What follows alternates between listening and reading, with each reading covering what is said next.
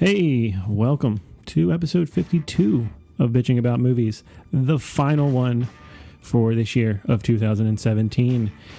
As usual, we give you a weekly update on the latest or most interesting movie trailers, followed up with what's in theaters for the current week. And after that, we'll do what's streaming on demand and disc-based release for that week. And we end the podcast with what we've watched, which may sometimes, unlike this episode, include a topic of the show. What we're doing here is just playing catch up.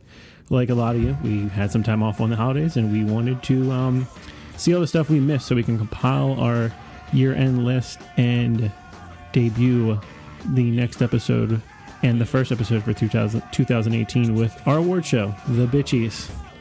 So, without further ado, enjoy episode 52 of Bitching About Movies. Explosion.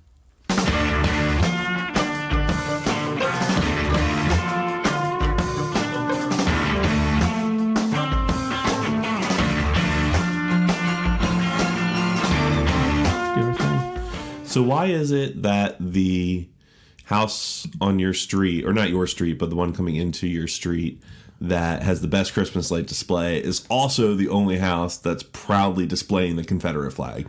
Oh, yeah. You know exactly what I'm talking about. I know that house. I do. Because I may or not yelled at that house many times, and the Confederate flag came down during the Charlottesville stuff. Okay. And a pirate flag replaced it. And there was another... Tasteful. Tasteful, yeah. I mean, it was like generic pirate flag. It was somewhere in between a Goonies and Pirates of the Caribbean flag, and it was gone. Maybe it got cleaned because it returned a couple weeks later.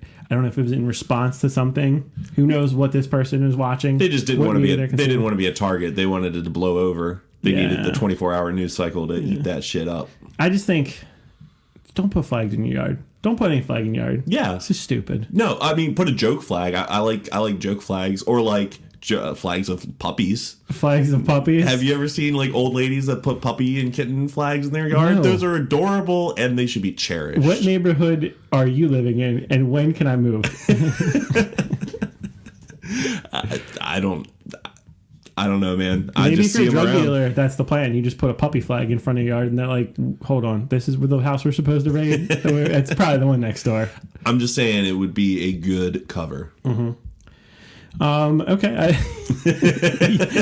You leave me nowhere to transition to. In case you're wondering what podcast you're listening to, which with this intro, I don't blame you. It's Bitching About Movies, a weekly movie podcast again, and it's the 52nd episode within the year. Wow. Considering we started in mid-February, we did a pretty good job. Yeah. We may have disappointed you. It's been a rough and rocky road, but I think we got it figured out. We're ironing out the kinks still. Yeah. But it's still fun. Like, we're still doing it. I am having an amazing time. It, yeah. So, what do we try to do? We try to comb through what's in theaters, what's streaming, and the previews, and tell you what you should watch and what you should avoid. Yes. That's fair, right? Yep. And then at the end, we may have a topic, or we just review the stuff we watched. So just read the show notes. Do you think you should introduce yourself too? No. We'll do that at the end. I'm Frank. This is Matt. Hello. And yeah, let's go. So we start with trailers because that's just the way movies start. Yeah. We start with little previews. Overboard, I thought was interesting because I haven't seen Anna Faris in anything in a while. And people were talking about it. Do you remember the original one with Kurt Russell? I haven't seen the whole thing. I'm familiar. I'm familiar enough. No, Goldie Hawn. Goldie Hawn. Sorry. Yeah. I'm familiar enough with it to know that I have no desire to actually watch it. It seems like a terrible movie with a really terrible plot and didn't need to be remade. Say this all the time. Who was asking for an Overboard remake? Is there supposed to be? Is it okay because the genders are flipped? Does that make it okay? Does that make the story about somebody pretending to be another person's spouse while they are dealing with a bout of amnesia? No, I mean, okay, it's not okay. I don't want to say all, but a lot of romantic comedies are very problematic. Yeah. In our age of wokeness. Yeah. We've learned this going back on things. It smells like studio executive, like, oh, that Anna Faris, she's a Goldie Hawn type, because there's some similarities between the two. Yeah, and absolutely. Their comedic stylings. And then it's also, I think, a chance for this fellow, Eugenio Derbez. He's written, produced How to Be a Latin Lover and some other movies. He has an audience. Yeah, because at first I was like, who is this guy? Yeah, some rando dude. And then I dug a little deeper, and I was like, oh, I've seen his movies in Redbox, and I've heard decent things about them. So, yeah, he's kind of got a Tyler Perry thing going on, where he writes, directs, produces, stars in his movies. Is this going to be the thing that makes white people notice? Yeah, that's what I was saying. When I said expanding his audience, is it going to... Yeah, I guess what they're going for. Yeah. And, they got Eva Longoria there to maybe, extend that olive branch. Like, oh, I know her from Desperate Housewives. This movie looks bad. Yeah, it looks awful. It looks really bad. So I don't think it's going to. I feel bad because Anna Faris deserves better. She's funny. The House Bunny is a garbage movie, but she's funny in it. Yeah. She... I don't know. She plays it safe a lot, but at the same time, she always does put out good stuff. Her performance in Just Friends is probably one of my favorite side characters in a romantic comedy ever. And sometimes those are the richest roles in a romantic comedy. The goofy either best friend or weird ex, which she definitely falls in that category in Just Friends. And she rounds out an amazing cast. Probably one of the best people in that movie. Yeah, she's also good in Waiting. Yeah, in her part. Absolutely. I think she's someone I want to see more of her. I think she's talented and she's interesting. Is she going to get that chance again? I mean, Scary Movie was her breakout, and I thought she was perfect for that role. I'm also glad that she kind of left it. I know she kind of came back at some point, but she's in I know she's in 4, but she's been around. She was in all. Yeah, she's in the first 4. Yeah, there's probably 12 of those. Yeah, at this point, yeah, but she didn't stick with the spoof game. She branched out at some point, which was good for her. But yeah, Overboard didn't need to be made. Look, she's got kids that she's got to feed, so I get it. It looks straight to video. It just looks bad quality, man. It's uninspired. And here's my first segue of the podcast. Speaking of talented people in a movie that I just don't understand why it's being made. Yeah. Gringo. Did you watch this trailer? No, I did not. Okay. Gringo, it's like the studio wrote this blurb on IMDb, is a dark comedy mixed with white knuckle action and dramatic intrigue. Explores the battle of survival for businessman Harold Soninka when he finds himself crossing the line of law-abiding citizen to wanted criminal. So it starts off with Charlize Theron pitching a marijuana pill, a weed pill, which that's stupid. Yeah. Weed is legal in plenty of places in America. The whole weed comedy thing, the smart weed comedy thing. Yeah. No. Also, people that like weed probably find pills boring. Yeah. So, yeah. Hey, we found a way to make this thing you love super boring.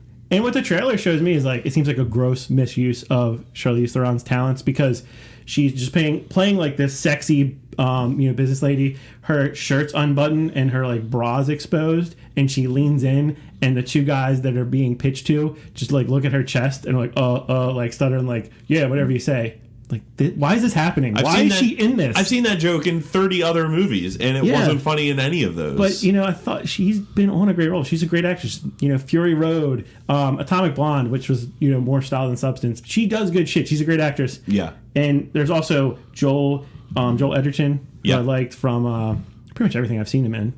Did you see Bright? He was in that. I didn't see Bright yet. He was also in It Comes at Night. Yeah, It Comes at Night was great. Yeah. So here's how the trailer went. It was fucking stupid movie gets even dumber, and then a face pops up Amanda Seyfried. It's oh, I like her. David Olo, I don't know how to say his name, but there's a lot of I still can't pronounce names. But there's a lot of great faces in this, and it you think you could piece together a good movie. It's just a dumbass idea, and it looks just poor quality, and it's going to be a theatrical release in March. I don't know. It's just frustrating.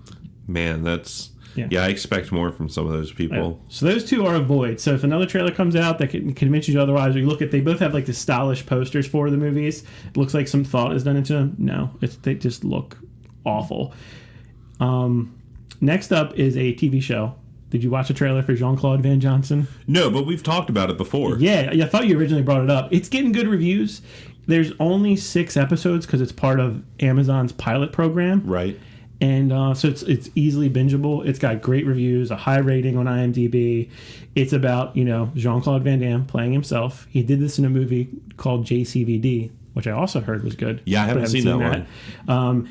And in this world, he's Jean-Claude Van Damme, but he's also an undercover, private agent, some sort of like, James Bond type badass. Right. And, he's dealing with aging and, that fact that he's a spy, but he's also a famous-ish guy. Yeah. The trailer looks pretty good, and I've heard nothing but good things about it, so I thought I'd throw it out there for, the people may still be on vacation like us, and just, I'm struggling to find stuff to watch. I don't really have an opinion on Jean-Claude Van Damme, but I'm glad that this renaissance is happening to him and not Steven Seagal.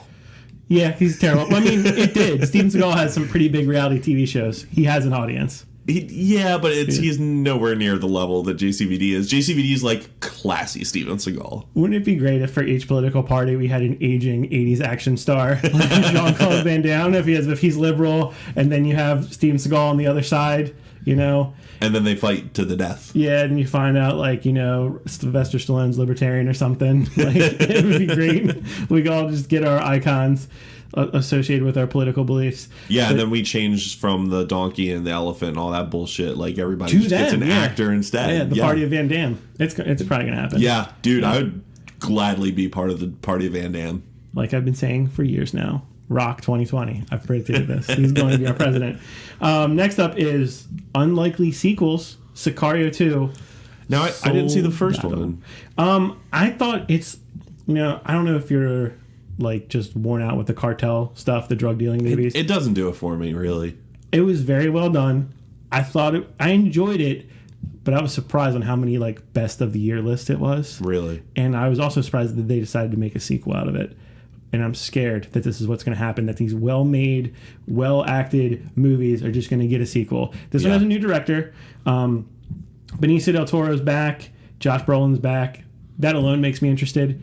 I kind of have an appetite for more Del Toro after watching Star Wars. Yeah. I thought he was one of the highlights in it. Okay. Have you seen that yet? Nope. Okay. I'm one of 4 people that hasn't seen Star Wars yet. Spoiler alert, Benicio del Toro's in it. At this point, I don't care about spoilers. Great. I mean, don't tell me any, but wouldn't do that to you. Yeah. So it's about the drug war on the U.S.-Mexico border, and things keep escalating. You got guys in machine guns, ski masks in this trailer. It looks like it's going for a little bit more action. Yeah. But I don't know, man. After Breaking Bad, do you need this? I'm not. I like character-driven stories like this. Yeah. Not message movies, you know what I mean? It sounds like it's a victim of overhype. Mm-hmm.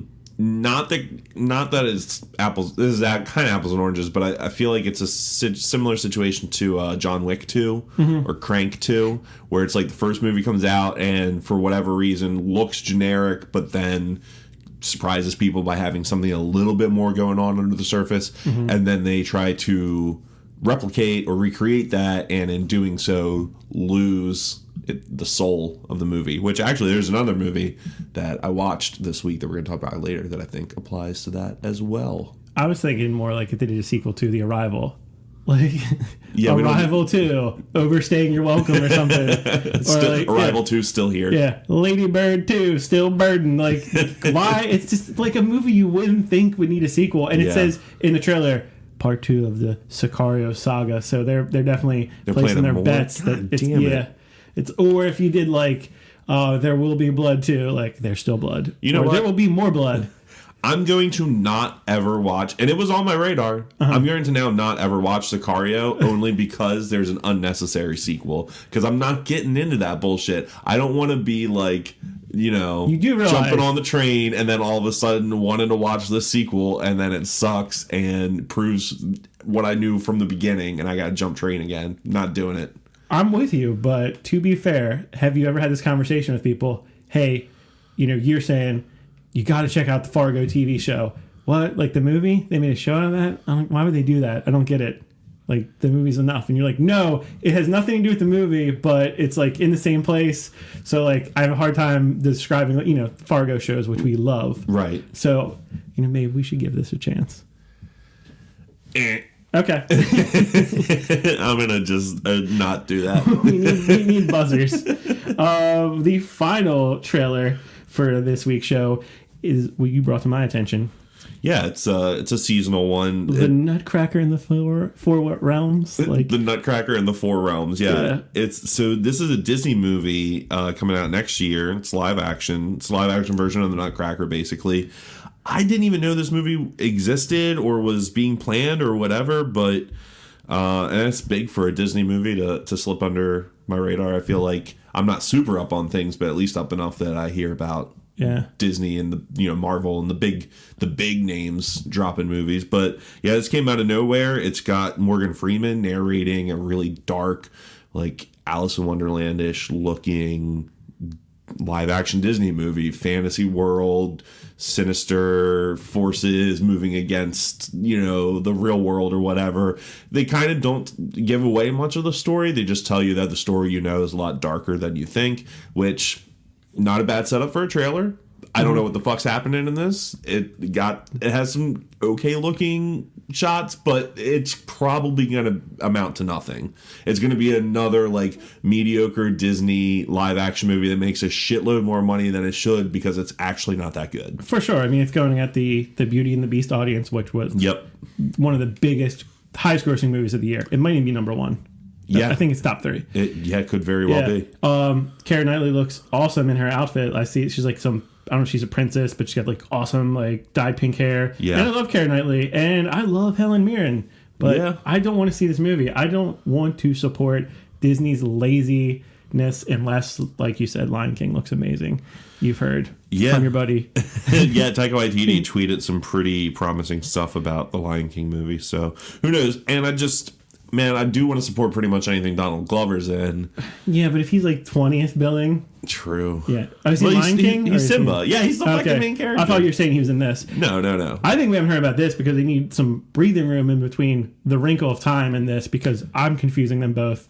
Yeah. They have people I like dressed up like fucking goofballs in a story that I do not understand.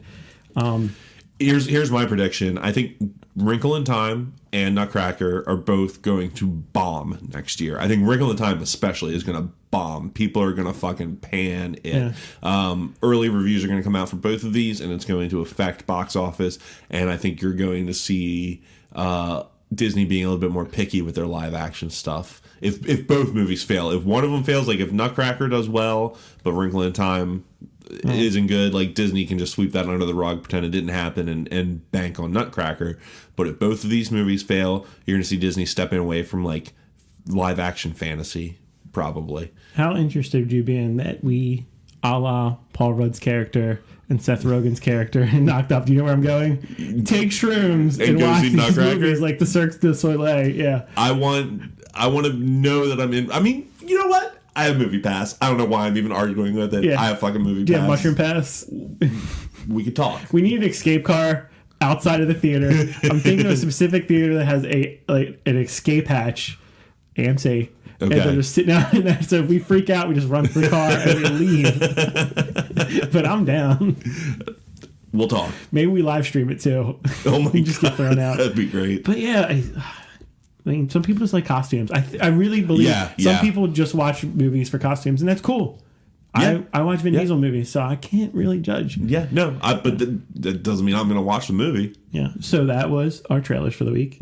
Now in theaters. Say you're a person, and you like to go out and watch movies. You like to subject yourself to the public. You may have Movie Pass. You should have Movie Pass. There are things in theaters. Movie Pass, please give us money. We'll keep talking about you, but it'd be nice if... Yeah, there's some couple people. Movie Pass, Just Watch.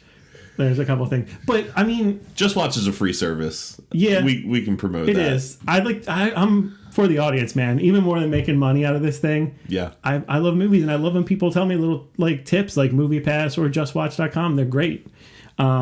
I'm not going to mention where I get my digital movies yet because I could probably get some money out of those people. Some promo codes. But I was thrown off. Some stuff's already out. We're doing this for the week of December 25th through the 31st. So with all this stuff, we're going to the end of the year. So this is the year end. In the Fade, you didn't see it yet. No. It looks really interesting to me. This one stars Diane Kruger. She was like the double agent in Inglourious Bastards. She was in that scene, the Mexican standoff. Yeah. You know what I'm thinking of? I thought she was great. I thought, she got the Quentin Tarantino bump. I was thinking it'd be sooner than was like 5 years later she would get a shot to lead her own movie. This is, a pretty familiar story. She's a wife, mother. Her husband and daughter get killed in a bombing. They think it might be like a white supremacist group because her husband was Muslim. Mm-hmm. And, she's uncovering the mystery. That gets unveiled, and then she's just on a mission for revenge. So, revenge plot. You're starring an interesting actress, not one that's in our face all the time. Like, not somebody that... Yes. Like, you'll be able to... It's not like Nicole Kidman where you're watching a movie and you're aware that it's Nicole Kidman the whole time. But I do love Nicole Kidman. Yeah, but I'm always like, okay, Nicole Kidman. I get it. You're Nicole Kidman. She's German heritage, so that's why she played a great part in that movie. Yeah. The movie is a German movie, so there's subtitles that might throw some people off. I will say this again. If you're not going to watch subtitles movies, you're missing out. Yeah. One of the best things the whole anime craze did was like allow people to be cool with subtitles. Also, I put on subtitles because I live in a loud, tiny house. Yeah. And I'm just obsessed with not missing a line. Sometimes action movies have like crazy loud explosions and action scenes, but then crazy like soft and low dialogue. And like, what are you supposed to do? Just turn the music up, the volume up every 2 minutes? I mean, sometimes I do because I'm dumb, but... True. Future podcast topic, like best foreign movies, just to get people over the subtitle. We need to do like black and white movies, because I remember when I was a video store clerk, people were like, oh, it's black and white. Ugh. Like, did you ever watch Great Dictator? Did you get around to that? Not yet, but I will. There you go. There you go. Yeah, we would have a double whammy. Yeah, like the non-well-known ones too with the Ford movies, like because Pan's Labyrinth, everyone's seen. I know you've talked about it on here before, but like I feel like most people have probably seen stuff like Pan's Labyrinth or like Life is Beautiful. People have seen those, but we got to pick the not well-known ones. I feel you. Yeah, I said double whammy probably for the first time in my life. I'll do a quick plug for a Ford movie that I think is really good. It's a Norwegian movie, I'm pretty sure, called Together. Okay. And I'm not going to tell you what it's about. Just watch it. I had subtitles. It's good. It's a feel-good movie. For Hunt for the Wilder People. I put subtitles on that. You kind of need them. You needed them. I needed them for Boy for sure. I like the accents. So yeah, that one looks really good. Probably gonna have to find your nearest art house theater or wait until it's on demand. But write down Molly's Game. This one I've seen multiple trailers for. It's really hyped up as like an Oscar baitish movie. Well, it's Aaron Sorkin's first time directing. Okay, yeah. I mean, I'm sorry, it just doesn't. That's why people think it's a big deal. It doesn't excite me. Yeah. I love Jessica Chastain, Idris Elba. Talk about my rock prediction. I want him to be Bond before Daniel Craig, and you might get to be Bond. I don't know if you're an Idris Elba fan, but I like him. I am, yeah. I like him, man. He's Heimdall. Yeah, and Michael Cera's in this movie, so... Yeah. Interesting. I think he kind of plays himself. It's about a true story, so, that's Oscar bait, check mark number 1. Right. Check marks 2, 3, and 4 was the cast, and like you said, Sorkin. She's a true story of Molly Bloom, an Olympic class skier who ran the world's most exclusive high-stakes poker game and became an FBI target. Shit like this has to be... It's like that Tom Cruise movie, American Made. It's got to be exciting. I've seen too many movies like this. It's got to be... The movie that comes to mind, Confessions of a Dangerous Mind. Have you seen that? With Sam Rockwell? No. Okay. So it's got to be almost unbelievable. I'm thinking Catch Me If You Can. There you go. That's another one. Yeah. Yeah. That keeps you on your toes, and Catch Me If You Can. At any second, you think things could go south for Leonardo DiCaprio. Yeah. But some of these movies, like the main character is too safe because they have to be witty and they have to be the fucking movie star. And I'm sorry, this movie looks like it would put me the fuck to sleep. Yeah. Would it be safe to say it has to work as a biography for it to work as a movie? Like, I would watch the biography of that character from Catch Me If You Can. Yeah. I watched The Confessions of a Dangerous Mind is about Chuck Lorre. He was like the guy who invented the dating game. Chuck. Not Lorre. Fuck, I'll get it. But the guy who invented the dating game claims to be a CIA assassin. That's what that movie's about. Wow. So you're like, what? Like, he wrote a book. So, like, I need it to be something like that. Something that excites me there. Where, like, I just don't believe it was real. Or it exists in the Andy Kaufman, Hunter S. Thompson world. Like, I'm not sure if they're lying, if they're fucking with me or not.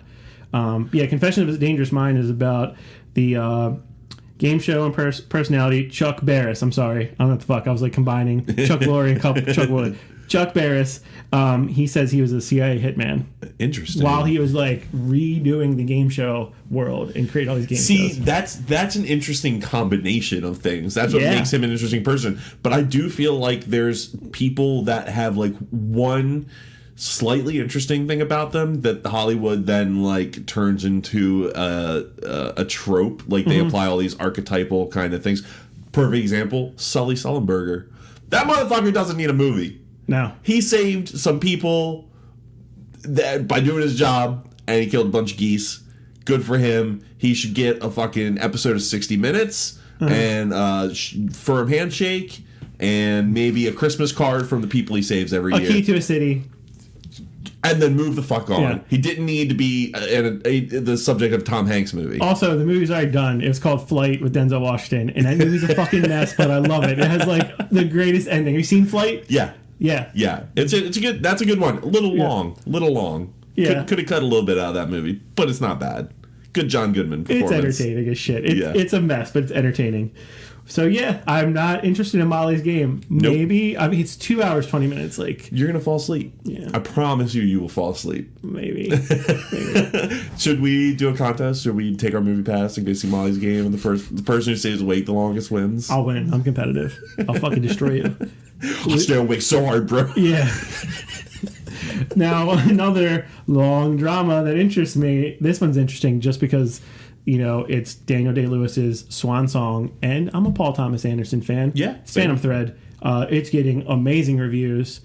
It, like Molly's Game, it contains a certain actors of a certain prestige that you throw those characters in, you're like, oh, this is an Oscar type movie. You know what I mean? You have a Jessica Chastain, a Daniel Day-Lewis, Idris Elba now is in that conversation, and you think, oh, this movie's just is going to win some awards. It's like a certain class. Of course it is. Yeah.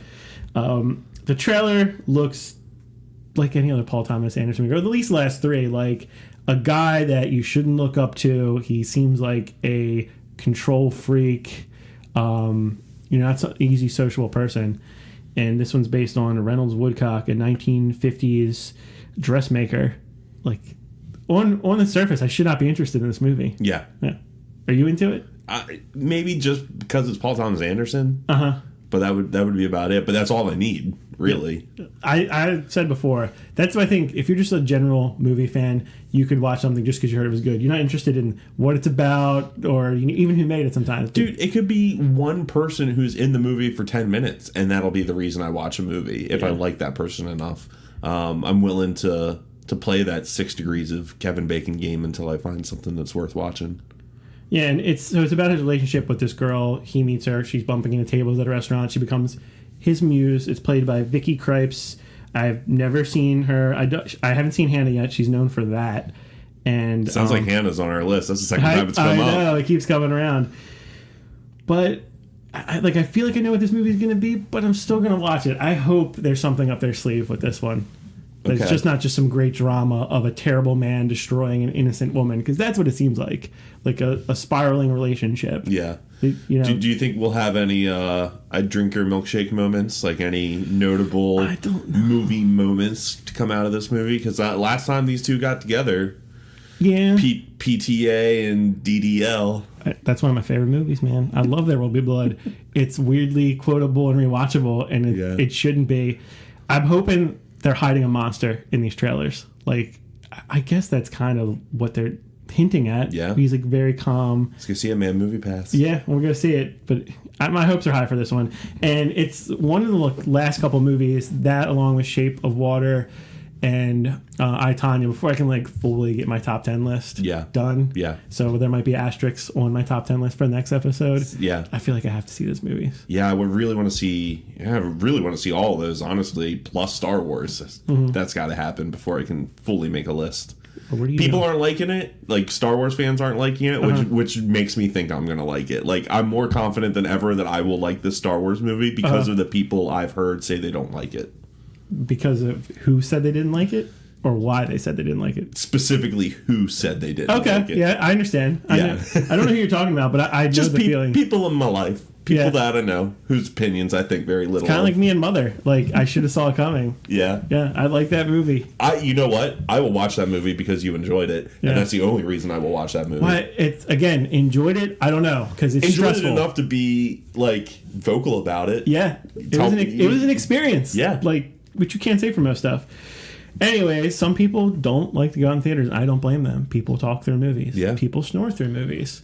Text through movies. Yeah. Can't find Sucks. their assigned seats, which keeps happening. Like, they're fucking illuminated, people. I don't understand the transaction. Because you either, someone hands you the ticket and hopefully explains to you, this is your seat number, or you go up to a machine with a map and you touch the fucking seat you're sitting in. It hasn't been my seats, but it keeps happening and it's maddening. I don't understand it. It is. Yeah. I kind of envy these people. Just bumble through life. Just getting in people's seats. Probably, do you pick up someone's grocery cart and just like take their groceries home? What the fuck is wrong with you? Anyways, if you want to avoid people like I described, you may stream your movies. You may click your on-demand button on your cable. You may go and rent them from the library. Yeah. You may walk up. I haven't read Redbox in a while. I kind of miss it. You know what? Shout out to Redbox. Yeah. I did a real dumb thing. I wanted to rent Kingsman: The Golden Circle. Yep. And it's right there on the marquee on the side of the machine. It's like the biggest, advertisement they have on it. And on the fucking new releases page is Kingsman: The Secret Service, the first movie. And it was, I say I did a dumb thing and made a mistake, but honestly, it wasn't programmed well. Like Golden this isn't a shout out. This is the like.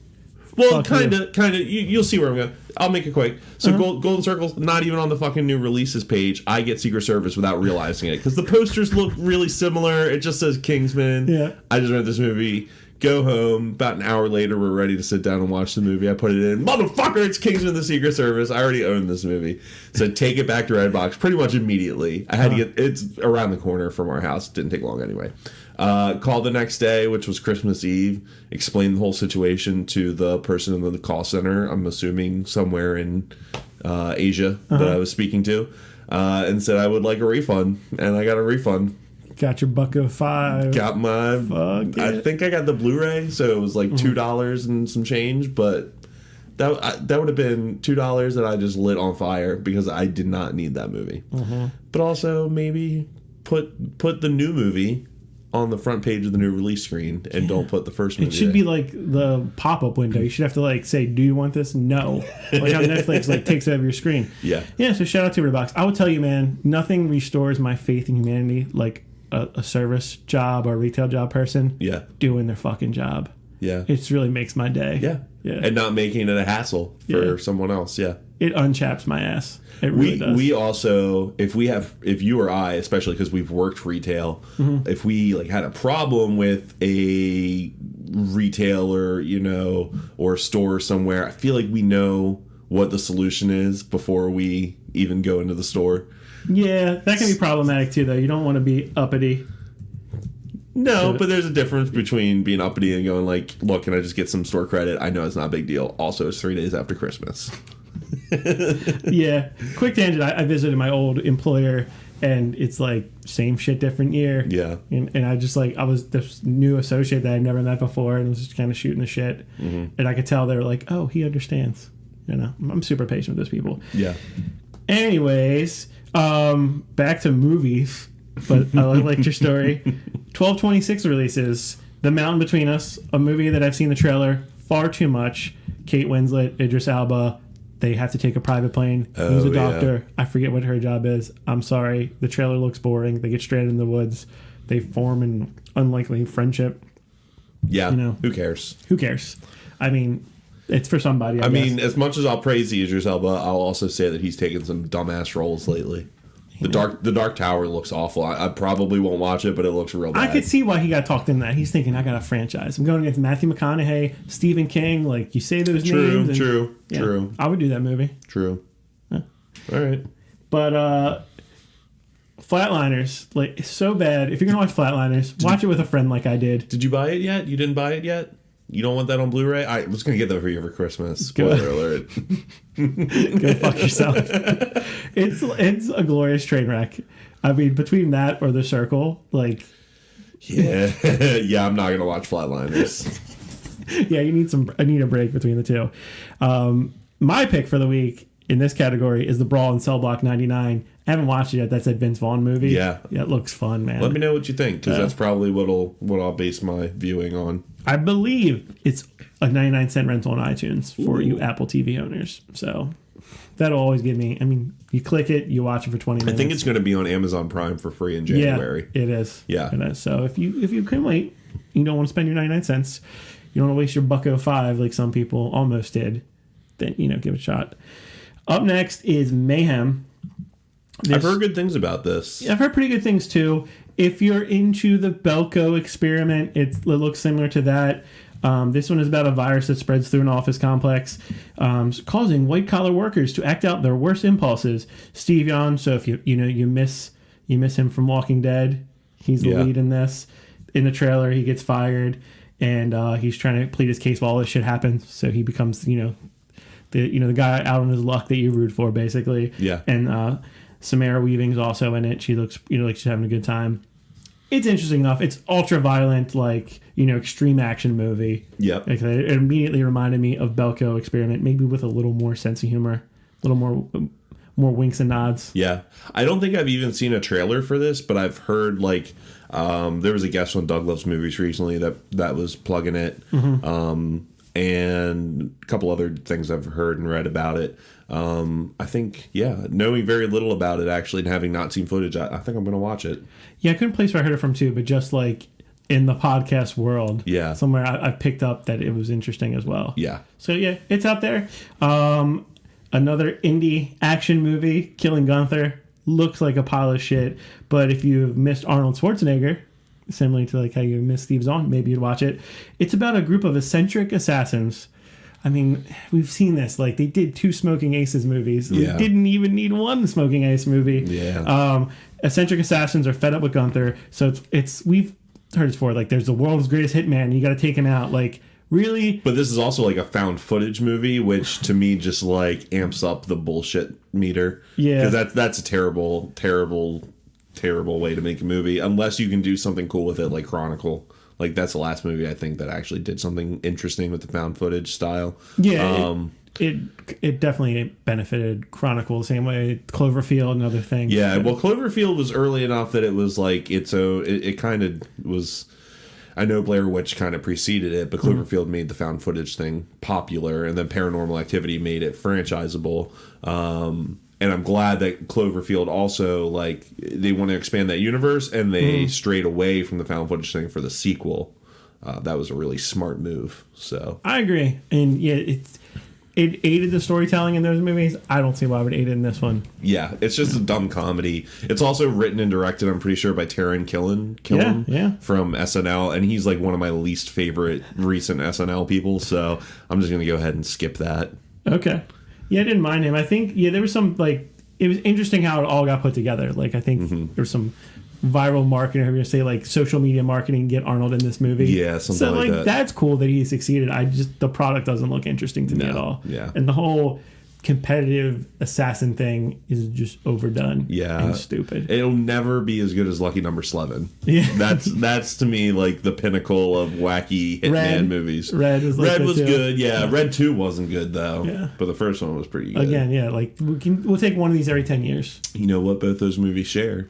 Bruce Willis. Yeah. Maybe that bald man. Some sort of formula there. I don't know. Mm-hmm.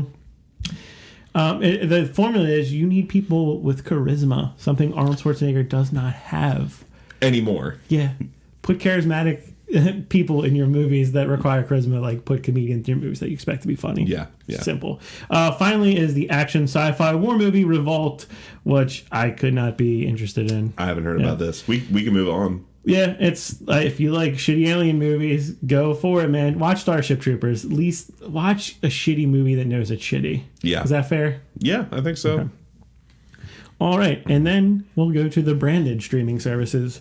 Starting with Netflix, got some stand-up specials. Todd Barry's, $12.26. It's called Spicy Honey. If you don't know who Todd Barry is, I guarantee you've heard his voice on some sort of animated thing. Yeah. He's very dry. Somewhere. Very dry comedian. Yeah. Very dry and pessimistic. So if that's your style, I'm a fan of all types of stand-up comedy. And he's very talented. give it a shot. I always think you should try like 10-15 minutes out of a special, because you could discover like a new stand-up comedian, which is exciting. Yeah, it's like discovering a new band. Shelter is a drama, comes out on 12/29. I didn't know about it. It's a couple years old. It's about a homeless relationship between Hannah and Tahir. Hannah is played by I lost it. Jennifer. Why is she not on the thing? This sucks. Jennifer Connelly. I hate the way they do it. So Jennifer Connelly and Anthony Mackie plays a gentleman. Oh, I like Anthony Mackie. I like both of them. Yeah. And it's about homeless people in New York City and their struggle.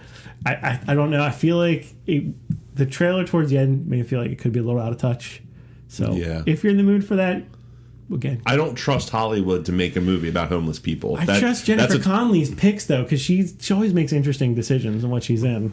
So that's what had me interested. But the more I watch a trailer, the more I wish I didn't watch a trailer, because it's lessening the chance I'm going to see this movie. Yeah. Oh, but some people like the type of shit around the holidays, so that's why I threw it in there. Finally, Dave Chappelle's third Netflix comedy special in, I believe, less than 12 months. Yeah, I think he did 3 this year, Yeah. Equanimity, thanks. Mm-hmm. That's going to be out on New Year's Eve. I think it's great. I know they thought Bright was going to be their big Christmas release. I like that they saved one thing for each holiday. Maybe a misfire on the last one, but the fact that you have, like, for those people that don't want to go out, or like a great hangover watch, I thought it was a great timing to hold on to that. And I like Dave Chappelle. I like the first 2 that he did. I think I watched the first one, but not the second one. Really, I think second one was even better. Yeah, it's 2 different styles. Like, I feel like he, he was in 2 different places. I think he was in Texas in one of them, I believe. But yeah, I think he still got it. And it's interesting to see people like him and Larry David find their place where they fit in modern pop culture, because they went away for so long, and when they came back, they didn't really change for better or for worse. Yeah, and they definitely stand out. Amazon Prime. Let me tell you, I felt dumb because I was like, "What's Rings?" Because what I do if I don't know the title, maybe I highlight it and like paste it over to like YouTube, or just Google it to look for a trailer. Type trailer on the end. As soon as I pasted it, I was like, "Oh, it's fucking The Ring." I don't even know what the last Ring movie was. Yeah, I don't know. Yeah. The Ring 2, maybe? I think they've only made a handful. That might be the last one I saw. I mean, I don't think is Naomi Watts in this one. Who cares, man? Who cares? I like the first Ring. Did you dig? I mean, I guess. I saw it once when I was a kid and thought it was whatever. But not really. Not really my cup of tea. Horror stuff's got to be particularly good. Yeah. For people that don't know, The Ring is about, like, you receive a phone call that says you're going to die in 7 days. Well, you watch a video. You watch a video first, then you receive a phone call. Yeah, and it's a cursed videotape that, and so the first one Naomi watches, like, her daughter, I think, watches the tape, and then she watches the tape. And then she's on a mission. Deal with solve it. I love Naomi Watts on a mission. It's one of my favorite forms of Naomi Watts. But yeah, this one is it looks like a reboot. It looked bad, but people are gonna watch it. Yeah, horror movie fans are the most forgiving. It's there if you want it. I'm not gonna watch it. Yeah, one thing it did do, it spawned, like, when I worked at Blockbuster, like, people got interested in, like, Korean and Japanese movies. Yeah, like the original. That's true. Ringu, I think, was the last one, and Grudge. The Grudge was big. Yeah.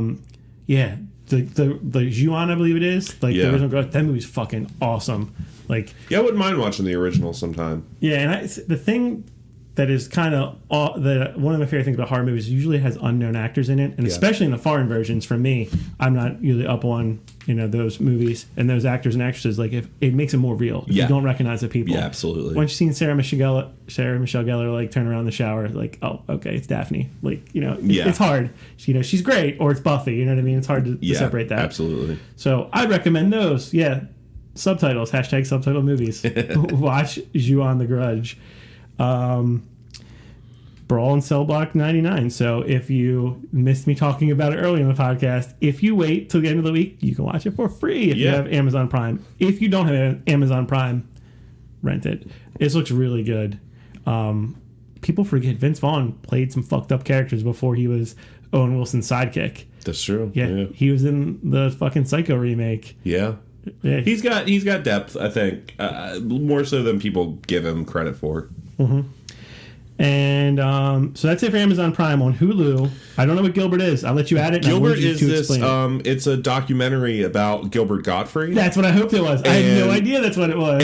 And people have been talking about this documentary, and they say it's one of the best ones of the year. Gilbert Gottfried's a really I could take or leave his actual comedy. He can be super vulgar at times, and for whatever reason, I find that hilarious.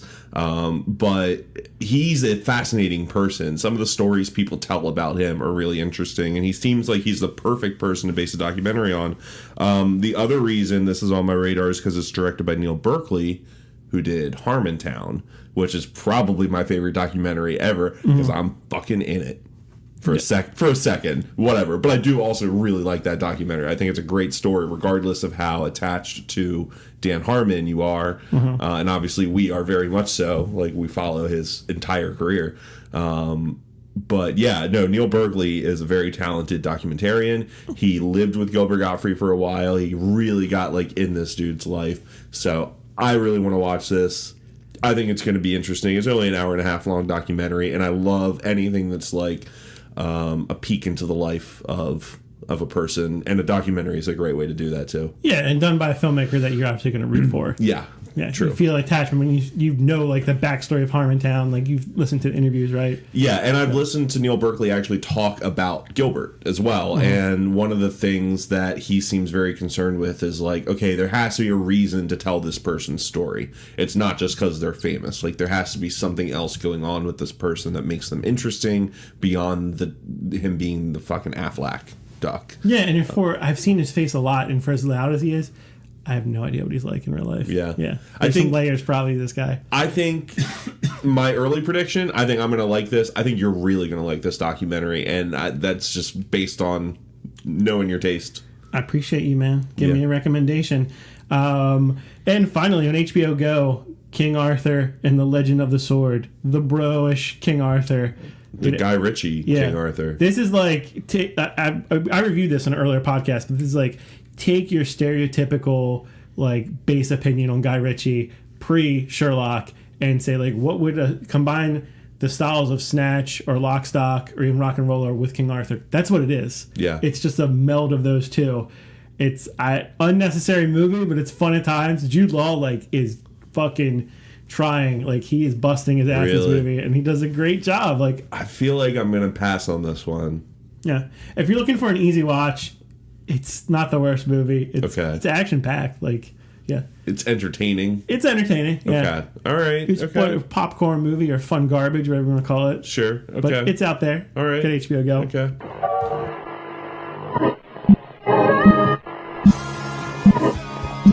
Correctly with the correct amount.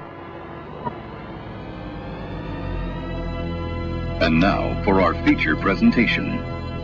Yeah, I'm good. Okay. So I found out. We have a Roku, and I didn't realize how many streaming channels there actually are. So explain this to me. I thought Roku is just a thing you buy. Yeah, Roku's a thing that you buy, similar like a Chromecast or whatever, but you put apps on it. So Netflix, Hulu, YouTube, HBO Go. Okay. We have like the Cartoon Network app because we watch stuff on that. But like if there's a channel of something, there's likely to be some sort of app. So I also downloaded like Showtime, Epix, TBS. Do you get the CW one for your Riverdale? CW, yeah, I did. That's the only place I can watch it. But that one's actually, you don't need to log in. So I use my, I have login information, cable login information for those, and I use that. And I was browsing through, and there's a lot of movies out there on some of these streaming services that you can't get other places. That I was like finally ready to take a chance on. There's a few that I still haven't watched yet that I'm waiting on. I'm still waiting to watch Autopsy of Jane Doe is on Showtime. I've heard really good things about that. Okay. I did find out that it was actually a 2016 movie, so I didn't watch it yet. But Hell or High Water, I think, is also on Showtime. So I really like that. Definitely one. Want to watch that. That was probably my top 5 for 2016. Yeah, there's all sorts of good stuff. So on Epix, they have. Damn, you got the good cable, man. Yeah, Epix. Yeah, man. Man, I never had Epix or Stars. Just the trial runs. Yeah, we have Epix and Stars, but Epix, they have Power Rangers, and I thought, talking about Nick Saban's Power Ranger, whatever it's called? What is Saban's Power Rangers? Yeah, the new one that came out this year. I know Nick Saban's a football coach, everybody. The reboot thing. Fuck off. Okay. The girlfriend went out of town last weekend, and I was like, I'm gonna watch all the bullshit that she can't suffer through. I mean, your girlfriend needs to know she's got a keeper. Most guys would go to a strip club, invite the guys over, put a hole in the wall accidentally. You're like, I'm gonna watch Power Rangers. I wasn't feeling great that weekend. Probably could have gone out and did stuff. Ultimately, didn't want to. I just had a nice, relaxing me weekend. A meekend. You're way too happy with that word. Power Rangers fucking sucks. Yeah. I made it 20 minutes in and turned it the fuck off. It was so bad. 5 minutes in, Bryan Cranston is a weird, gaunt, blue-skinned alien. Like, it's not CG. It's him in makeup looking like an alien, crawling across this desolate wasteland of Earth as it gets destroyed behind him. I guess it's dinosaur times. I don't fucking know.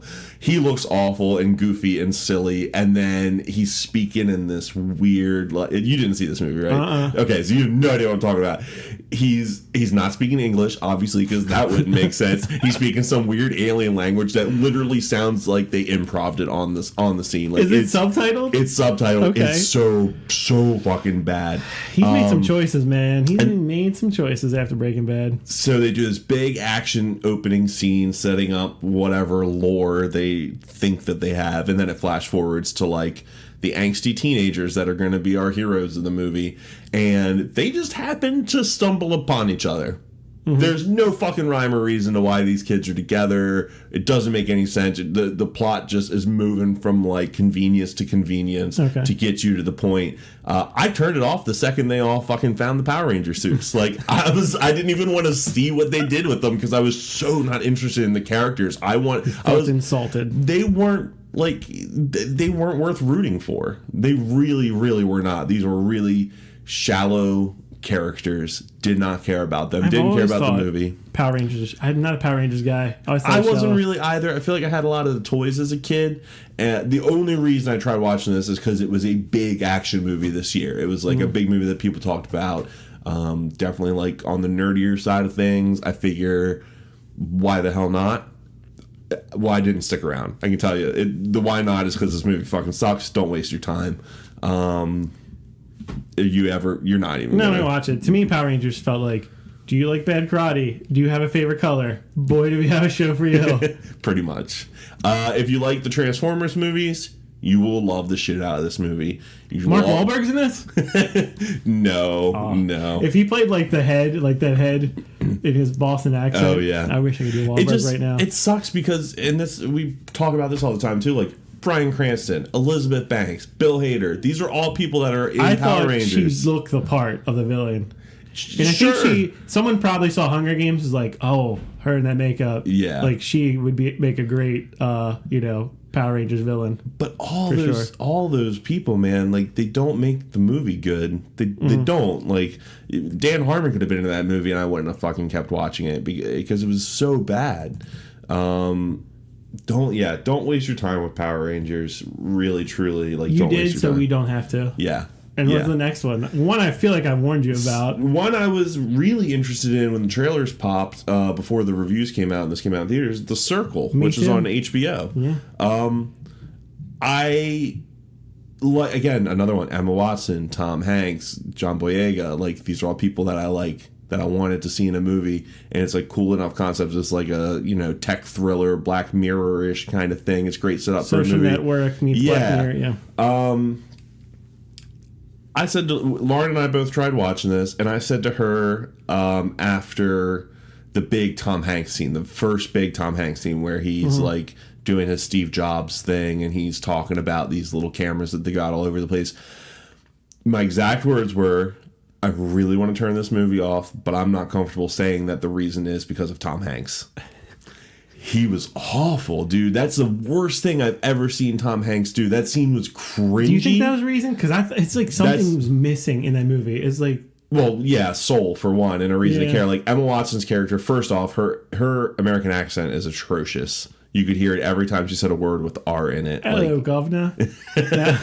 She was awful. I didn't care about her. Like, she was just this blank-faced everyday normal person. Like I didn't have any reason to care. And then I was really bummed out because man, one of Bill Paxton's last roles, and he's playing he was probably the most sympathetic and And you want to care about Ellen, what the fuck? Emma Watson. Emma Watson, yeah. You want to care about Emma Watson because, you grew up with her, people love Emma Watson, but the movie, convinces you not to. It just doesn't make any sense. The whole plot of the movie, the whole conflict is that, I guess this I turned it off after half an hour, 40 minutes, but I'm assuming that the big problem is that this company has cameras literally everywhere that are super cheap to make, and they're going to have all the knowledge in the world and know everything that's going on. And they're like Facebook and Google combined, and they were like, why don't people vote on the circle? Yeah. A big election's coming up, might be presidential, and they just they want to be a part of everything. And it's it's supposed to be a warning, and I heard the book was pretty good. I have the book, and I'm probably not going to read it now. No, I wouldn't. Yeah, I got the book for free, so I'm not worried about it. I'm not stressing it, but it might just be too soon, man. Unfortunately, let's wait till after the carnage to pick up all the pieces and make this movie about the effects of social media. It was also a movie about the dangers of technology that felt like it was written by people that know fucking nothing about technology. That was what it felt like to me, was that it was the most basic version of technological fears and anxieties, which is a pretty not crazy popular genre, but that's been done. It's not the first time. We've seen The Matrix. Yeah. This is the moment where I'll say, if this trailer interested you, watch Mr. Robot. Yeah. Or Black Mirror. Yeah. Watch Mr. Robot or Black Mirror. Watch those shows. They're doing what this movie tries to do perfectly, darker, better. Yeah. I'm disappointed in Tom Hanks. I really am. I'm disappointed in him. Maybe I'll win you back in that The Post. The Post. Yeah. Maybe it's Spielberg. But also, I feel like movies about journalists can be very, self-gratifying. Someone on Twitter was like, my favorite genre of movies is newspaper. I loved it. It was a great tweet. So those are the movies I tried to watch and gave up on. I don't think there's any shame in turning a movie off if you're not into it and if it's making you angry, which both of those movies were making me angry with myself for turning them on in the first place. I'll call this next segment Fuck You Rotten Tomatoes, because I saw Jumanji, Welcome to the Jungle. Yeah. And it had that, I forget the last movie that did this. I want to say it was Justice League, where there's all these articles coming out it's better than you thought. Yeah. It's better than you thought. Because they knew, the early buzz is this movie's going to be crappy. You were, angry. I remember you're we have to talk about this. Yeah. This Jumanji trailer's an insult. And then different reports came out, and now I don't know how to feel. Yeah, I mean, you're missing. Okay, you're missing Robin Williams, irreplaceable. That's going to make it a different movie. You have The Rock in there. Even I am getting a little exhausted with The Rock. I was excited about Karen Gillan being in there. Lovers Nebula, Guardians of the Galaxy. Yeah. I hear she's great on Doctor Who. I want to see her without the makeup and see what she could do, because she's in this movie with 3 huge actors: Jack Black, the aforementioned Rock, Kevin Hart. I haven't seen any Kevin Hart Rock movies. I don't like Kevin Hart. I just really cannot. He annoys the piss out of me, dude. I don't know what it is. Yeah, I think he's fine. So I thought I hope they would give more time to the young actors. Alex Wolff is one of the main characters in this. They all transform into the movie stars I just mentioned. Right. It's body swap through an old video game. And he was in the My Friend Dahmer movie. I thought he was one of the highlights in that. So he seems like an up-and-coming guy that we'll probably see in some more stuff. Yeah. And I want to see some more Karen Gillan. Bobby Cannavale's in it. He's great in everything. He's pretty good in this. He's just underused. The movie is 2 hours of the trailer. It's the same jokes repeated. Really? The teenage football player goes into Kevin Hart's body, so he has to deal with being a little guy, but he's like a chihuahua or something. He's barking at The Rock, who was originally the nerdy character. It's some Breakfast Club shit. Mm-hmm. And then the hot socialite girl who's obsessed with social media and her appearance and has those, out of the box insecurities. She's Jack Black. So Jack Black's acting all girly, and he does a great job playing. Is he the best part? Is he the best part of the movie?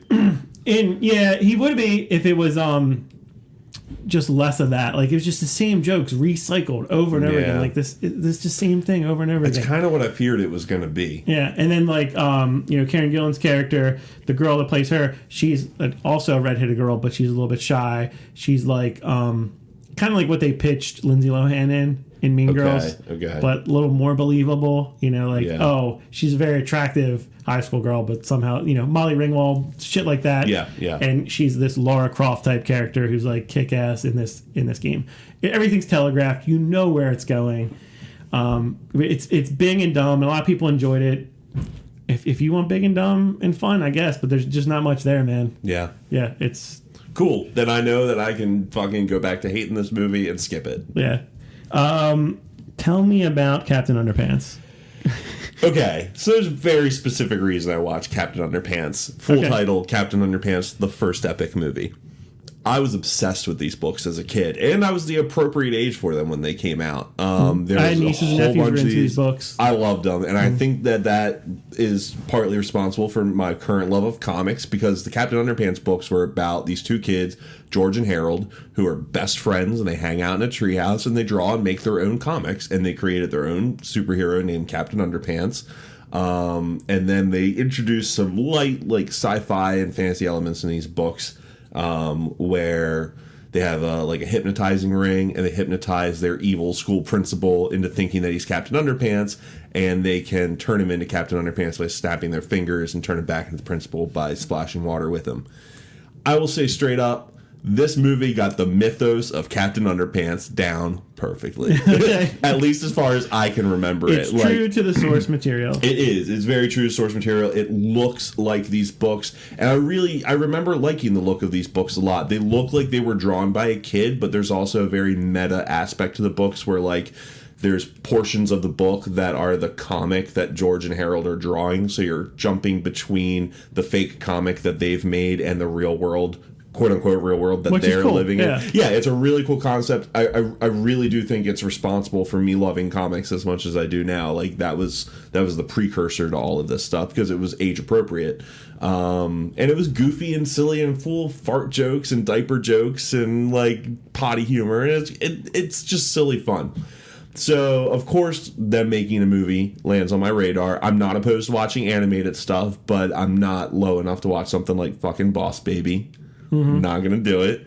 But, we sing the praises of Pixar, and DreamWorks has been known to put out good stuff. I think the How to Train Your Dragon movies are really good. The first one. Yeah, the second one's like, whatever. Yeah. It's better than most animated movies. Either way.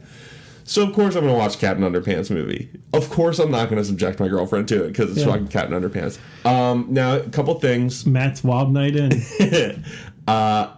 Don't like Kevin Hart. He is George. You can't escape this guy. He's like one of the main characters. Don't like Kevin Hart, but whatever. It's just his voice. Not really a big fan of Ed Helms. Just in general, not a huge fan of Ed Helms, and he is Captain Underpants.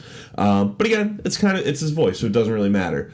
And then Harold is Thomas Middleditch, who I love. Yeah. And honestly, him and Kevin Hart together had a great chemistry. That is the crutch of not the crutch of the movie, but like the best part of the movie, I think, is the relationship between George and Harold. You feel like these kids are best friends. You feel like they're, that's gotta work. They're the characters from the book. Yeah, it works really, really well. Like, the universe that they're in kind of makes sense based on how goofy they are and how they're presenting it to you. They do a lot of talking to the camera and talking to the audience, which at first was kind of offsetting, but then as I remembered the books, and it's not like I reread any before watching this fucking movie, but as I remember that I think they do that in the books as well. So again, kind of feeds into the whole adaptation portion of it.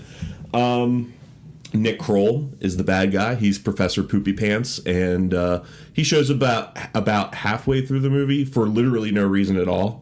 Like they shoehorn an actual plot into this movie pretty poorly. I'll be honest. Like, plot progression is the worst thing about this movie. It just doesn't make sense how we get from kind of like scene to scene. But it's cartoony and goofy enough that it somehow offsets that and made me not care as much. I was more forgiving of that type of thing. But yeah, if I had seen this movie when I was like 10 years old, it'd be my favorite fucking movie of all time. Sounds like it would have been better as a series, and we should take this time as a PSA to parents. Like, I would say, Captain Underpants and also Diary of a Wimpy Kid are great books to get a young reader started, to get your child into reading their own books and finding their own stories, and they're great to like expand on the imagination. Absolutely. I don't think either of us can really speak to the quality of the Wimpy Kid movies. Parents seem to love them. They've made enough of them that they've got to be popular.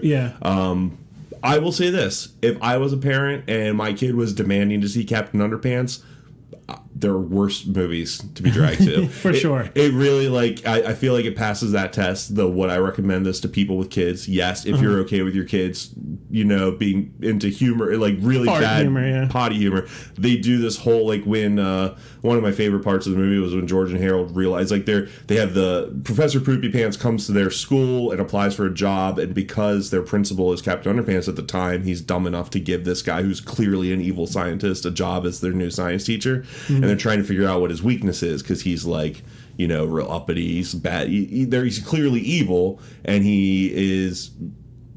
That's the other thing. The villain's kind of poorly written. Like, he blatantly tells the children what his evil plan is. That's like the first thing he does, and he just wants to rid the world of laughter. So they're like, why does he want to rid the world of laughter? And so people will stop laughing at his name, which is Professor Poopy Pants. Yeah, it's Professor like PP Poopy Pants or something like that.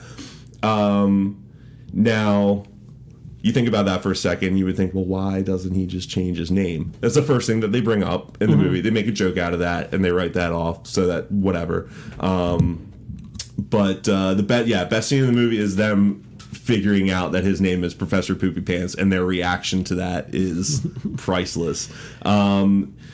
The only thing that was a little weird about it, and I get that it was a cartoon and you can get away with some of that stuff, especially cartoons about kids in school. That's a very specific kind of genre of cartoon. Something like Fairly Odd Parents or Hey Arnold, where you can kind of get away with some... I was thinking of a lot of Nickelodeon shows. Yeah, you can get away with some... I feel like this is better as a show. Yeah, and it probably would be. It is a grown man running around in his underpants through a school. Like, there's scenes where they'll snap their fingers and turn him into Captain Underpants, and he's like immediately out of his clothes. So it's a little weird when he's alone in his office with kids and he's ripping his clothes off. But you got to just like, they don't call attention to it. They don't make it weird. It's not weird in the movie. It's only weird if you make it weird. Yeah, you have to like embrace the innocence of it. It offsets itself with enough stupid, goofy cartoon moments to snap you out of the reality of it being kind of a weird premise. Which, looking back on the books, I mean, if you describe that book a certain way to a certain parent, they're going to be like, "Oh my God, that's terrible! How could you let children read that? It's a grown man who rips his clothes off when they snap their fingers. What the fuck?" But it's Captain Underpants. It's like this weird, like, pocket dimension where that shit's kind of okay because it's just a cartoon. Yeah, it's just silly. Yeah. Do I need to see this movie again? No. If they make an animated series out of this movie, am I going to watch it? Probably not. Would I recommend this movie to people? Yes. Absolutely. If you grew up with the books at all, I think it's going to satisfy you. At least it did for me. It scratched that itch. It wasn't like shitting on the legacy of Captain Underpants, whatever that is. Yeah. Didn't destroy my childhood. And it's got a good voice cast. And Nick Kroll, for as terribly written as the villain is, Nick Kroll as the villain is fun. Yeah, he's a villain in something I watched recently. The House. The House, yeah. Oh, and he's the bad guy in Sausage Party, too. He's the douche. He just plays a good douche. Yeah. Speaking of scratching itches, I was trying to buck the trend of my Christmas tradition. Didn't watch the same old stuff. I've been watching... I do the Die Hard thing every other year or so. I did like the Murray Christmas thing before it was a Netflix special, before it was a t-shirt. I would watch Scrooge and I'd pair it with a different Bill Murray movie like almost every year. Yeah. Because I just love Bill Murray. And I did do Die Hard this year. Didn't really plan on it, but I was, home with the family and flipping around TV, and there it was, so I just stayed on it. So I was trying to go non-traditional. I think I started this around like 10:30. I came home from all the family stuff on Christmas night. I decided, I know Bad Santa 2 has been on Netflix for a while. I haven't seen Billy Bob in a while. I didn't realize it's been 13 years since these movies. Whoa. Yeah. If you believe there was magic, if you're a fan of Bad Santa, one thing, I love Bernie Mac. Obviously, he's not going to be in this one. Right. Or John Ritter. He was in that one too, right? True, John Ritter. I mean, these are two great performers that just, I thought were special people and special performers and like one of a kind. actors. And there's also like chemistry there. Even outside of Bernie Mac, there was chemistry between Billy Bob and Tony Cox, the little person. You know, who comes back. There's chemistry between Billy Bob and Lauren Graham, who was like the love interest in the movie, and the young man, the boy, I think is Brett Kelly. The actor played like the curly-haired boy. Yeah, the little kid. Yeah, I don't know if it's the same kid. I can scroll and confirm. Yeah, it is. So it's 13 years later, so that kid still has curly hair. He's a young adult now. I don't really see the point in this movie. I was disappointed about 15 minutes in, but I stuck with it. I thought it was an opportunity because in this movie they're now doing like you see him start with some odd jobs. Billy Bob Thornton. They're doing the is it Salvation Army thing where you ring the bell, dress as Santa. Yeah. That's what they're doing. I thought, man, what a great opportunity for Billy Bob to go through all these shitty retail jobs. Like, where's the Christmas movie that talks about Black Friday from the employee perspective? I know we had the great South Park trilogy. Yeah. And I was thinking, man, like, thoughts going on in my head because there was a lot of time for me to think about other things while I'm watching this movie because I wasn't fully engaged. I wasn't fully entertained. I was thinking, man, maybe Kevin Smith, Clerks 3, give me the holiday like retail movie, you know? Yeah. Like that is the natural progression for Clerks. Yeah. Harold Kumar did it. Yeah. Clerks can do it. Make the threequel about Christmas. Or for a Christmas movie. Like, you gotta be more than just like, we're the lewd Christmas movie. We're the brass Christmas movie. Yeah. Laura Graham's not in this. Christina Hendricks from Mad Men is. Okay. You know, there's some highly publicized raunchy sex scenes in there, but there's like no chemistry between the characters. There's like no chemistry between anyone in the movie. Kathy Bates is in this. She plays Billy Bob's mother. Okay. You know, so she's like the original crook. You know, like all cartoonish fucking burglars. Their parent is also their father or mother. Usually it's just one. Right. It's a broken, you know, family. They're also like, you know, a criminal, and that's where they learned it from. I feel like Kathy Bates and Billy Bob Thornton are like the same age though, so that seems weird. I don't know how old either one of those are, and I understand Kathy Bates, like she can fit into this world. I think she's great, and stuff. She's not great in this, kind of like phoning it in, and I just, like the whole time, like why is this movie a thing? Like I like rated R comedies. There could have been a good movie here. I thought no one gave a shit. This was especially Billy Bob Thornton didn't give a shit. This was like a straight to home video release, right? It didn't even. No, it had to be in theaters. Because this thing sounds like it's one step away from having been a Crackle release, like fucking Joker too. It was a wide release, November 25th of last year. Really? Yeah. Just no one cared. It made like $6 million opening week. It definitely like bombed. It lost money. No one wanted it, dude. Yeah. No one was at the see. You'd think by now they would learn. Christmas movies are such a cheap ploy, man. Because we just saw it with Daddy's Home and Bad Moms. Like those spots are going to be filled by somebody. Yeah. And what the movie is, it's like that cheap, overpriced toy that you got for someone that you didn't put much thought into. That's what Bad Santa 2 is. Yeah. As a movie, it's totally passable. That sucks. Don't do it. Just the first one is still. First one's still good. Yeah, it's all right. You can enjoy the first one. Different director too. Terry Zwigoff. Like I've seen some Terry Zwigoff stuff, and he's got a voice, man. I'm a big fan of Crumb, Ghost World. Like he was the perfect guy for this. Yeah. I just pass. Not worth your 90 minutes. I'm interested to tell me what Dave Made a Maze is. Okay, I'm really excited about this movie. I'm gonna say straight up that I highly recommend this movie, and I think you're gonna see why. But I also don't want to tell you too much about it because I think it's a movie that benefits from you not knowing a lot. You brought it up earlier in the year. Yeah, I'd heard about it. I think on Comedy Bang Bang, Nick Thune I think was promoting it. He's a stand-up comedian who isn't really on my radar, but he pops up on podcasts that I listen to all the time. So he said that he was in it. And it just sounded like it had a cool premise. So I'm going to read what IMDb has. Dave, an artist who has yet to complete anything significant in his career, builds a fort in his living room out of pure frustration, only to wind up trapped by the fantastical pitfalls, booby traps, and critters of his own creation.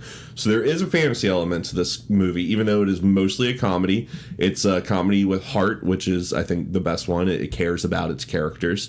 This guy, Dave, he builds a fortress made out of cardboard in his apartment. Okay. Like his apartment's not very big, so his fortress isn't very big. You can walk all the way around it. You can see it from the kitchen. Like it's just a cardboard fort, whatever. His girlfriend comes home one day and he won't come out. He won't come out because he can't come out because he's trapped. And she's like, what are you talking about? And they establish that this is like a crazy thing. And, she winds up, one thing leads to another. And then like all of their friends are in this apartment. And some random people are in this apartment. It just kind of snowballs. Mm-hmm. And then they go into the maze.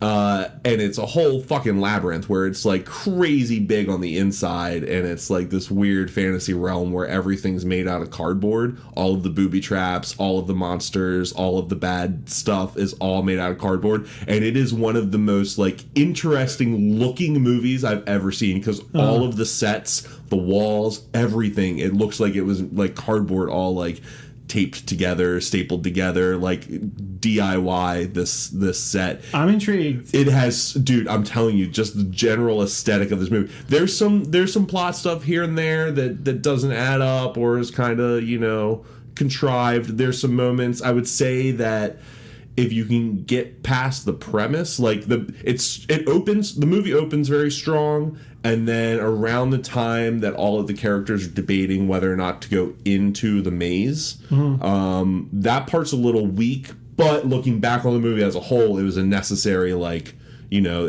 all the characters did things that made sense for the characters. One of my favorite parts is James Urbaniak is in this movie. He's better known as the voice of Dr. Venture from the Venture Brothers.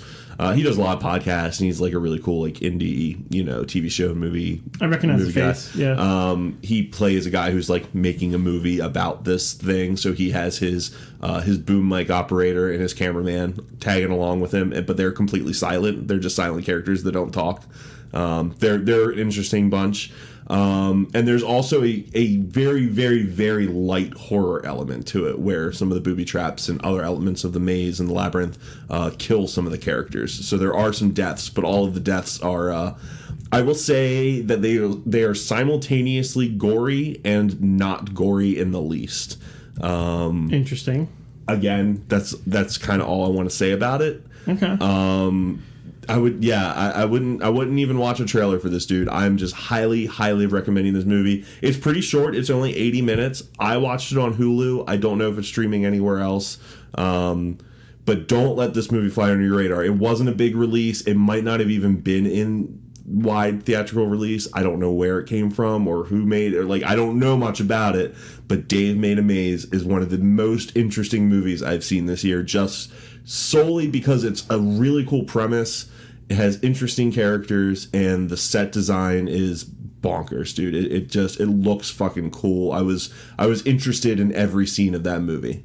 And I watched it by myself, and I stayed off my phone the whole time. Like, that's a fucking miracle. As you described it, I was reminded of Troy and Abed's like blanket fort. Yeah. And I feel like it sounds like a movie that if Troy and Abed are your favorite characters in Community, or if you're a Community fan, you know what? You'll yes. be okay.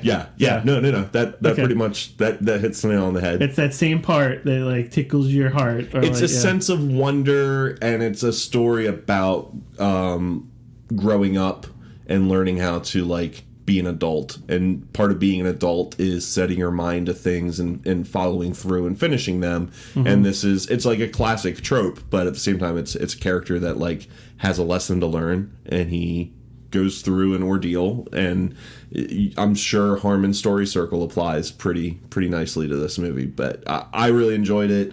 I don't really have any complaints about it other than the setup being a little slim, but as a whole, this movie is really, really, really good. Okay, because we're bringing the negative, and I'm gonna bring more negative because I saw Better Watch Out. It's this, it's advertised as like a Christmas horror thriller. There's some nods to Home Alone in the trailer. It's about a suburban neighborhood, a babysitter, blonde babysitter. Some of this movie reminds me of the Netflix movie, The Babysitter. Yeah. It's her last job, and she babysits this 12-year-old boy who's in that kind of period where it's almost like too old to have a babysitter. He's definitely sexually attracted to it, the babysitter, and it's a source of some awkward scenes.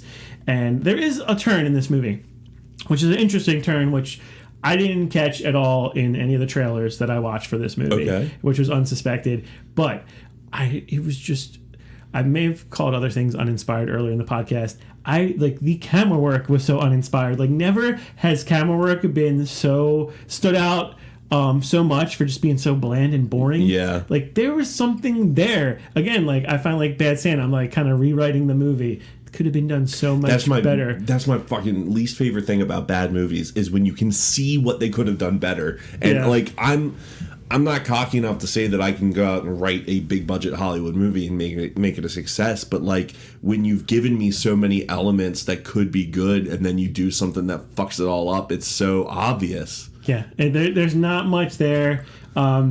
It's not. I don't think it's a horror movie, man. It's like a PG version of Funny Games, and if anyone's seen Funny Games, they'll know what I'm talking about. Yeah, Funny Games is good. Yeah, both versions of it are really good. Actually, yeah, it is, and it's like for those movies succeeded because of their darkness and gut wrenching, and this is just somewhere in the middle.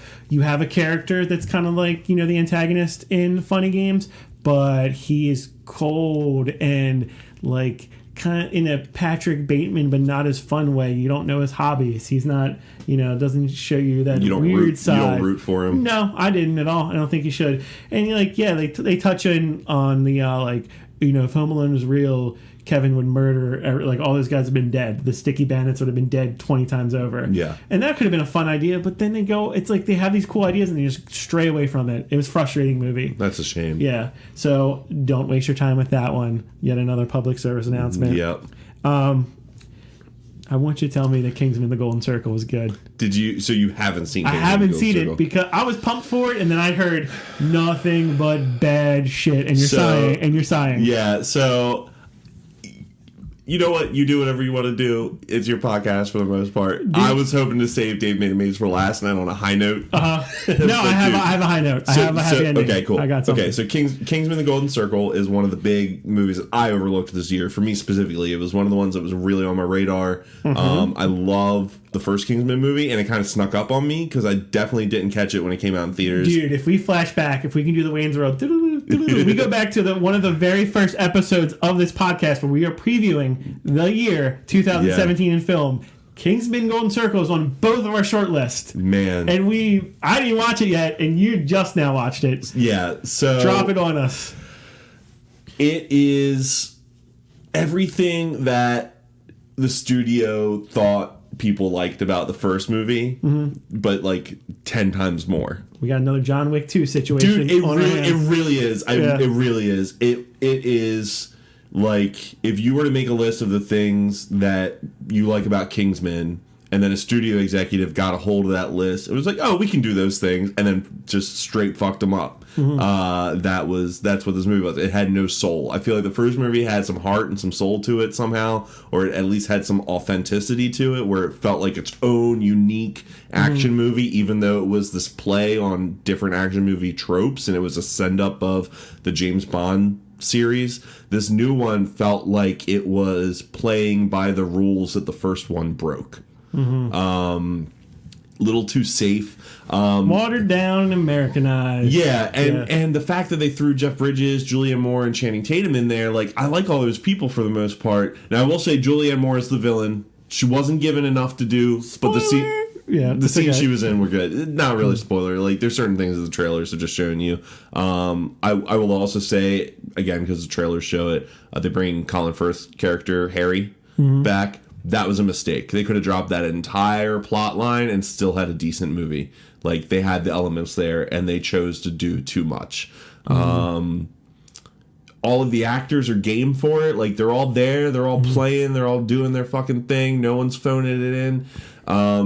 It doesn't lag. It is long. It's like 2.5 hours long. And it is way too long. They needed to have cut like half an hour to 45 minutes out of that movie.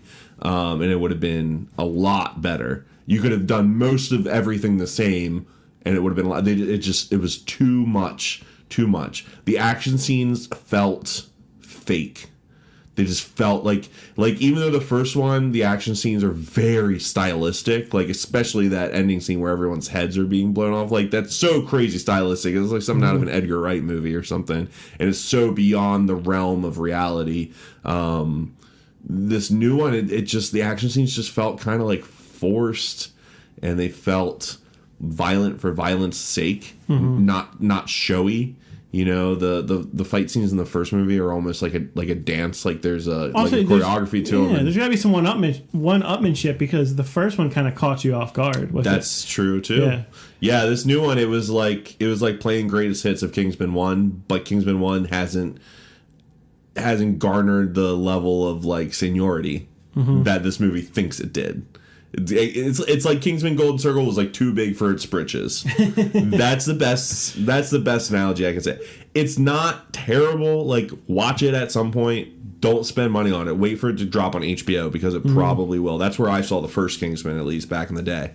Also, that was surprised because I was not interested in the first Kingsman at all. Me neither. And then I checked it out. I was like, oh wow, this is a lot of fun. I will also say this: props to the first Kingsman for being one of the few movies that I can watch like back to back in the same week. Like I watched Kingsman: The Secret Service and then liked it so much that I was like, I think it was probably around the holidays. I was just with my parents and we were gonna watch a movie, and I had just watched Kingsman like 3 or 4 days earlier, and I was like, let's watch Kingsman. I want to watch that movie again. I sat and loved it again. I couldn't do that with this movie if I tried, dude. It really was a disappointment. Watch Logan Lucky. I probably will at some point. To our audience, like watch that instead. It's not bad. You can see the plot and stuff coming a mile away. I'm not even gonna bother telling you what the plot entails. It's Eggsy has to save the world. Yeah, that's all you really need to know. But I think you've done enough to like sway me away from this movie. So. Watch it when it's free. Don't spend money on it. I'm really very disappointed in this movie. And the further away I get from it, the more disappointed I become. Well, this podcast has a happy ending because there's a certain show that I judged harshly. Oh boy! That I watched. Okay, I know what it is. Really? What do you think it is? It's not Legion. I know that much. I was trying to misguide you. Damn, you're too good. You're too good. I couldn't do it. It's not Legion. It's BoJack Horseman. Yeah, that's what I thought. Yeah. I'm a fan. It's comfort food, man. It's a sitcom. It was really hard. So I was going to see family. I knew it was going to be a awkward to awful experience. It took all the willpower in my body to get up from stop my binge of BoJack Horseman. I got 2 seasons down. Nice. By the way. Yeah. It is a bingeable show. And go watch my family, and go hang out with my family. Personally, I have a little BoJack. I have a little Mr. Peanut Butter in me. Yeah. I feel like that's kind of the archetypes for this show. Mr. Peanut Butter is one of my favorite characters on TV, easily. I have a little Diane. Yeah, I have a little Diane in me, too. We all have a little Todd in our low points as well. So they're good archetypes. Princess Caroline I also think is a really interesting character. Yeah, I don't relate to her, but she's great. Yeah. From top to bottom, it's fantastic. Paul F. Tompkins, though, I love that man, and I love that he's got this spotlight of this character. He fucking nails it. Yeah. Mr. Peanut Butter might be one of the best characters in like sitcom history. Easily. I don't know if that's hyperbole, but I love him. Well, he's a culmination of Mr. Peanut Butter is like by definition everything sitcom. Yes. He's just like a living, breathing sitcom trope. And yes, I'm okay that I live in a world where I know hipster couples have a little dog named Mr. Peanut Butter. Because I have that urge too. I understand it. Yeah. Put him in a V-neck. Man. Perfect role for Will Arnett. He gravitates towards these characters of just like, burnt out. It reminded me of his character in Flaked. Mm-hmm. I don't know if you've seen that yet. No, not yet. I'd recommend Flaked. Netflix show. Only has 2 seasons, but it's a lot like his character in Flaked. It's about, a star of a hit TV show in the 90s called Horsing Around. BoJack Horseman in this world where there's bipedal animals and bipedal humans. Yeah. And there's puns work, man. Yeah, the puns are good. The puns never get old for me either. And there's tons of visual puns too. Like at the viewing when they had the vultures above the house, little nods like that. Yeah, it doesn't get old. It does not get old. No, it doesn't at all. It is a series that gets progressively better as it goes on, and I stand by, and I know I said this in earlier episodes that we've talked when I talked about the new season of BoJack, which I think came on this past September. I think the most recent season is absolutely the strongest. I can see that because as I'm watching the show, so there's 5 seasons. 4, I think. Okay, so they must increase episodes because there's 50 episodes. I thought like the first ones were maybe. I think it's like 13 or 14 episodes a season though. So 12 or 13, somewhere in there. So it dips its toes in the darkness. Like they'll do episodes, an entire episode where there's really no jokes. Yeah, and you can see that they're getting more comfortable with that. They're kind of testing it out. I think the last one I watched was the game show one. Yeah. Where Mr. Peanut Butter hosts Hollywood stars and celebrities. Yeah. What do they know? Who knows? Let's ask them. Something like that. I can never remember what it is, but it's some long. With Daniel Radcliffe. Yeah, and I love that it's so. Like, it's this level of highbrow comedy mixed with lowbrow comedy where, like, they have fucking J.D. Salinger as a character making this game show, yelling at people going, I'm J. goddamn D. goddamn Salinger, and you're going to do what I say. Like, it's crazy to me that they make him a character and a joke. A lot of it is you have to be a TV or film nerd, like Tropic Thunder. I don't know why that comes to mind, but, like, a lot of inside stuff about the business. Yeah. Things that you or I, for all purposes, should not know about, but we, like, read websites before that, magazines about the process, so I understand it. But yeah, man, it's a fun show. I just wanted to report like halfway in that I'm liking it a lot. I'm so glad. The characters are so well written, and that's why I think it gets progressively better, is because the writers really understand these characters and where they should go, not just why they do the things they do, but where they progressively are going to end up. And that's why the newest season is so good, is because it's the payoff for like 4 seasons of character development. It's so fucking good. Final thought on this, it might be the 90s kid in me. The theme song, the opener, and the closer are so fucking good. I love them. Why do these people want to skip? I'm like, no, I don't want to skip the opening. Who are you people? Stop doing that. Yeah. Like, opening, like, you need that theme song. Like, think of The Simpsons. Like, something special about, like, it's like unwrapping a present. Do you want all your presents unwrapped? No, that's not fun. I also just stop skipping your intros. I just genuinely like those intros. Every once in a while, there's a show whose intro is like unbearable or like too long. But the BoJack opening is just short and sweet and simple. And then the end, I think that song that they have over their closing credits. 1, it's super catchy. 2, I'm pretty sure it's Patrick Carney of the Black Keys. Okay, yeah. I think I'm 99% sure it's Patrick Carney of the Black Keys doing it. That song is like, it's like neutral to me. So the final song, it's like can be haunting or hopeful depending on how the show closes. The song kind of fits to the ending either in a positive or negative way. Would you agree? Yeah, it just sets you up for the next one. Yeah, and the opening scene is fantastic too. Just like, you know, close up of BoJack. Well, it just explains the show so well in the opening scene. That's what a great opening is. Yeah, and I like revisiting it. They're catchy songs. It also satisfies the continuity nerd in me. Like they do callbacks to old episodes all the time. All the time. Margot Martindale is like an ongoing character in the series where every season she comes back somehow as character actress Margot Martindale. So she's playing herself in this show where she's a completely different version of herself. And for the rest of my life, I can't go, what? Without thinking about Jack Horson. Yeah. It's so good. So, yeah, I know. I'm last on the boat. But if you were like me, it's a great bingeable show. It's like you said, mix of highbrow and lowbrow. There's a lot of heart to it. It'll sneak up on you and surprise you. Like, yeah, I think I'm gonna go back and actually rewatch BoJack now. Like, I really want to just go home now and watch BoJack. It's perfect, man. Yeah. So that's gonna end episode 52. Next up, our first ever award show. Next episode will be the Bitchies. Yes. I'll be honest right now. My list is written in pencil. It has been such a great year. I could do a top 30, but I don't know how far you're going to go. I'll probably go to 10, our personal list. Okay. We'll kind of, blend in between. We'll talk about it off air, but we're going to have some awards, some unique awards, and some of your standard awards. So look forward to that.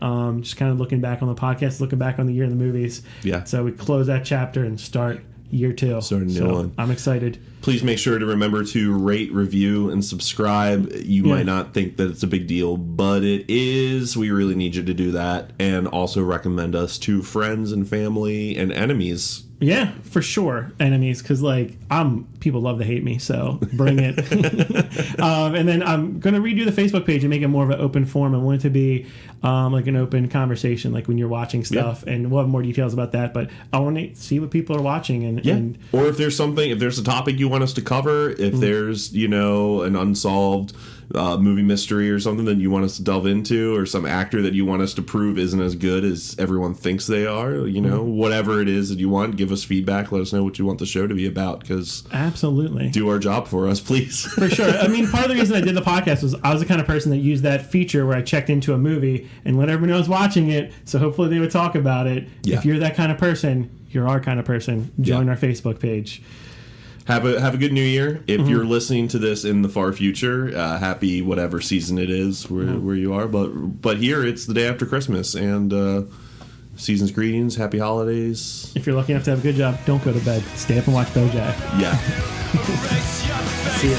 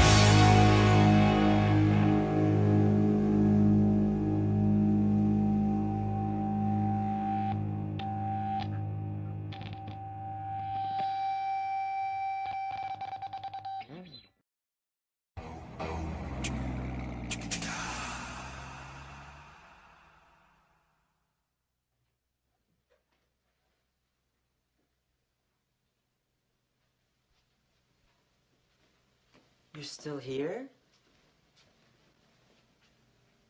It's over. Go home. Go.